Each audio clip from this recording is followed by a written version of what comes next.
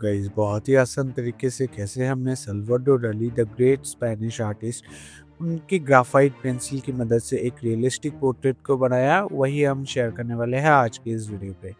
आप सभी को स्वागत है हमारे चैनल @NPS आर्ट में। तो सबसे पहले यहाँ पर हम फ्री हैंड की मदद से एक आउटलाइन को बना लेंगे जो बहुत ही बेसिक सा रहेगा। इस ड्राइंग के लिए आउटलाइन वीडियो मैं अलग से अपलोड नहीं करूंगा, तो आप लोग इस ड्राइंग के आउटलाइन को बनाने के लिए डिस्क्रिप्शन पे जो आउटलाइन ड्राइंग का इमेज है उसको डाउनलोड कर लेना, ताकि आप लोगों को ड्राइंग को करने में थोड़ा आसानी हो।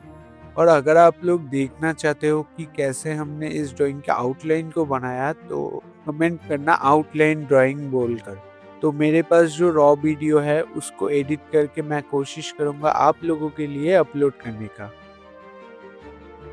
तो चलिए, हमारा आउटलाइन तो कंप्लीट हो चुका है। अब आगे बढ़ते हैं शेडिंग की तरफ। शेडिंग को करने के लिए यहाँ पर हम यूज कर रहे हैं ब्रूस स्ट्रोक के फाइन आर्टिस्ट ग्राफाइट पेंसिल्स, जो 12 शेड के अंदर है। इसी पेंसिल का यूज करके हम पूरे ड्राइंग को कंप्लीट करेंगे। तो सबसे पहले ड्राइंग के अंदर हम हेयर के अंदर काम को करने वाले हैं। हेयर के अंदर सबसे पहले जो बेबी हेयर्स होता है, मतलब जो स्कैल्प से अटैच रहता है, उन सभी हेयर्स को हम परफेक्टली पहले बना लेंगे। उसके बाद रैंडम स्ट्रोक्स की मदद से हेयर के डायरेक्शन वाइज हम शेडिंग को करेंगे, ताकि एक रियलिस्टिक ड्राइंग के अंदर जिस तरीके का हेयर दिखना चाहिए वो हमें मिल सके हमारे ड्राइंग के अंदर। रियलिस्टिक ड्राइंग के अंदर किसी भी गलती को माफ नहीं किया जा सकता है, क्योंकि एक छोटा सा गलती और पूरा ड्राइंग खराब लगने लगता है। मतलब जिस तरीके का रियलिज्म आप लाना चाहते हो आपके ड्राइंग के अंदर, वो नहीं आ पाता है। कारण सिर्फ एक ही है, शुरुआती दौर पे किया गया एक छोटा सा मिस्टेक। रियलिस्टिक पोर्ट्रेट भी मैथमेटिक्स की तरह है। अगर आप शुरुआती दौर पे मैथ को करते हुए एक छोटा सा भी गलती करोगे, तो एंड में जाकर उसका आंसर नहीं मिलता है। ठीक उसी तरह से रियलिस्टिक पोर्ट्रेट के अंदर भी वही होता है। जब आप पोर्ट्रेट के ऊपर काम करते हो, मतलब जो स्टडी आप करते हो, उस स्टडी को करते हुए आपको नजर नहीं आएगा, आप कुछ भी फील नहीं कर पाओगे। पर जितना टाइम जाएगा तब आपको रियलाइज होगा कि ये जो पोर्ट्रेट हमने बनाया है इसमें बहुत सारे गलतियां हैं, जो बाद में जाकर आर्टिस्ट को पता चलता है, पर उसको बनाते हुए पता नहीं चलता है। तो इसलिए मैं बार बार ही बोलता हूँ, जब आप रियलिज्म के ऊपर काम करोगे तो थोड़ा सा ज्यादा टाइम देने की कोशिश करना। अभी हम इस लेयर को ब्लेंड करने के लिए इस्तेमाल करने वाले हैं कॉटन का। कॉटन के जो प्राइस रहता है उसके हिसाब से ये बहुत ही बेस्ट रहता है पेपर के ऊपर ग्राफाइट को ब्लेंड करने के लिए एज अ ब्लेंडिंग टूल। अगर आप ब्लेंडिंग स्टम्प्स खरीदने जाओगे तो बहुत ही ज्यादा पैसा लग जाएगा, उससे भी ज्यादा पैसा लग जाएगा मेकअप ब्रश को खरीदने में। तो अगर आपका बजट लो है मेरे तरह, तो आप लोग बेझिझक के यूज कर सकते हो कॉटन का। इसकी मदद से भी सेम रिजल्ट लाया जा सकता है, मतलब बहुत ही अच्छे तरीके से पेपर के ऊपर ग्राफाइट को ब्लेंड किया जा सकता है। तो अभी हम कुछ जगहों पे इस्तेमाल करेंगे कॉटन का और कुछ जगहों पे हम इस्तेमाल करेंगे मेकअप ब्रश का। ये कम्प्लीटली मैटर करता है आप कितने एरिया को लेकर काम को करते हो। अगर एरिया छोटा रहता है तो उस जगह पे मेकअप ब्रश का यूज करना जरूरी है, क्योंकि छोटे जगहों पे कॉटन की मदद से ब्लेंड करना थोड़ा दिक्कत लगता है। कॉटन की मदद से बहुत अच्छे तरीके से ब्लेंड किया जा सकता है सिर्फ और सिर्फ बड़े एरियाज पे। तो हेयर के अंदर हर एक छोटे से छोटे डिटेल को ऐड करने के बाद बारी है हाईलाइटेड पार्ट बनाने। तो इन काम को परफेक्टली करने के लिए यहाँ पर हम यूज करने वाले हैं मोनोजीरो इरेजर। मोनोजीरो इरेजर को सबसे पहले हम थोड़ा सा इरेज करके एक रफ सरफेस निकाल लेंगे। उसके बाद हम यूज करेंगे हाईलाइटेड पार्ट बनाने के लिए। मोनोजीरो इरेजर से थोड़ा इरेज कर पाना मुश्किल रहेगा, क्योंकि हमने बेस लेयर पे ही 10B का यूज किया था। तो इसलिए मोनोजीरो इरेजर के साथ साथ हम यूज करेंगे ब्रूस स्ट्रोक के इलेक्ट्रिक इरेजर। अगर आपके पास इलेक्ट्रिक इरेजर नहीं है तो एक शार्प नाइफ की मदद से थोड़ा सा स्क्रैच करके भी आप लोग हाईलाइटेड पार्ट बना सकते हो। तो चलिए अब आगे बढ़ते हैं फोरहेड की तरफ। फोरहेड पे काम को करने से पहले हम आईब्रोज को परफेक्टली बना लेंगे, मतलब एक परफेक्ट डायरेक्शन दे देंगे, क्योंकि फोरहेड के अंदर अगर हम ग्राफाइट डस्ट की मदद से स्किन टेक्सचर को ऐड करना स्टार्ट कर देंगे तो उस टाइम पे आईब्रोज ठीक ठाक तरीके से विजिबल नहीं होगा। अगर विजिबल नहीं होगा तो उसको परफेक्टली बना पाना भी मुश्किल हो जाएगा। तो इसलिए फोरहेड के अंदर काम को करने से पहले हम 8B पेंसिल की मदद से पूरे आईब्रोज को परफेक्टली बना लेंगे, मतलब एक परफेक्ट डायरेक्शन दे देंगे। उसके बाद जाकर जो डिटेल ऐड करना पड़ेगा लैशेस को परफेक्ट दिखाने के लिए, वो सब बाद में करेंगे। सबसे पहले इस डायरेक्शन को दे देना बहुत ही जरूरी है, नहीं तो बाद में जाकर बहुत ही प्रॉब्लम हो सकता है फिगर आउट करने में कहाँ से स्टार्ट होगा और किधर पे जाके एंड होगा। तो इसलिए हम ग्राफाइट डस्ट की मदद से बेस लेयर को कंप्लीट करने से पहले एक डार्क टेक्सचर या फिर डार्क आउटलाइन को बना ले रहे हैं। आप लोग भी सेम इसी प्रोसेस को फॉलो करना बेटर रिजल्ट अचीव करने के लिए।